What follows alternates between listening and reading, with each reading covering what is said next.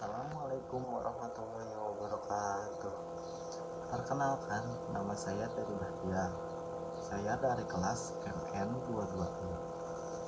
Di sini saya akan mempresentasikan materi tentang pemberhentian karyawan. Nah, yang pertama ada pengertian. Pemberhentian karyawan adalah pemutusan hubungan kerja seseorang karyawan dengan suatu organisasi perusahaan.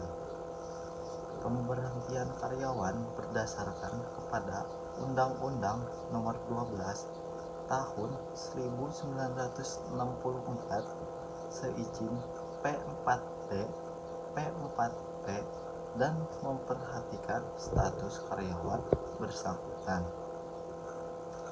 Nah, apa itu P4P? P4P yaitu Panitia Penyelesaian Perselisihan Perburuhan Pusat. Nah, lalu di sini ada alasan pemberhentian karyawan. Yang pertama, undang-undang. Yang kedua, keinginan perusahaan. Yang ketiga, pensiun. Yang keempat, meninggal dunia. Yang kelima, keinginan karyawan. Yang keenam, kontrak berakhir.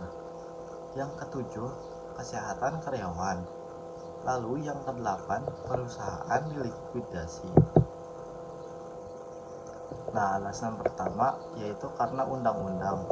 Undang-undang dapat menyebabkan seorang karyawan harus diberhentikan dari suatu perusahaan.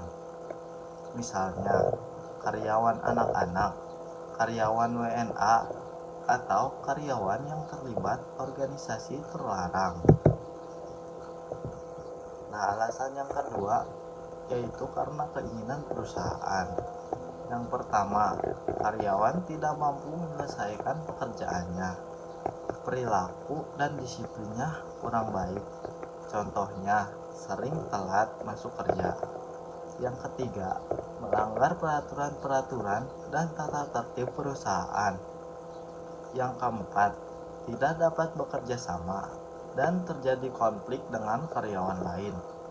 Lalu yang kelima, melakukan tindakan amoral dalam perusahaan.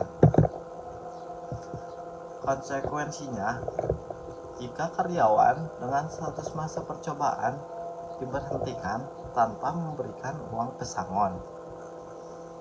Jika karyawan dengan berstatus kontrak diberhentikan tanpa memberikan uang pesangon. Nah, jika karyawan dengan status tetap diberhentikan harus diberikan dengan uang pesangon yang besarnya jika kerjanya sampai 1 tahun, maka uang pesangonnya 1 bulan upah bruto. Jika kerjanya 1 sampai 2 tahun, maka uang pesangonnya 2 bulan upah bruto. Jika masa kerjanya 2 sampai 3 tahun, maka uang pesangonnya 3 bulan upah bruto.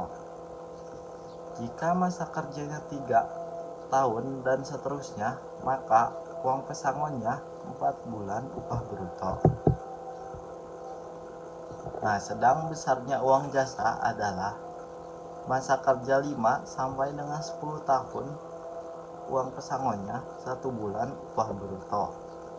Masa kerja 10 sampai dengan 15 tahun, uang pesangonnya 2 bulan upah bruto. Masa kerjanya 15 sampai 20 tahun, uang pesangonnya 3 bulan upah bruto. Nah, jika masa kerjanya 20 sampai dengan 25 tahun, maka uang pesangonnya 4 bulan upah bruto. Jika masa kerjanya 25 tahun ke atas, maka uang pesangonnya 5 bulan upah bruto. Nah, lalu di sini ada alasan karena pensiun. Pemberhentian karyawan atas keinginan perusahaan, undang-undang ataupun keinginan karyawan sendiri. Keinginan perusahaan mempensiunkan karyawan karena produktivitas kerjanya rendah sebagai akibat usia lanjut, cacat fisik, kecelakaan, dalam menyelesaikan pekerjaan tersebut. Undang-undang mempensiunkan seseorang karena telah mencapai batas usia dan masa kerja tertentu, misalnya usia 55 tahun dan minimum masa kerja 15 tahun. Nah, lalu di sini ada alasan karena meninggal dunia. Karyawan yang meninggal dunia otomatis putus hubungan kerjanya dengan perusahaan. Biasanya perusahaan memberikan uang pesangon. Nah, lalu di sini ada alasan karena keinginan karyawan. Yang pertama, alasannya pindah ke tempat lain untuk mengurus orang tua.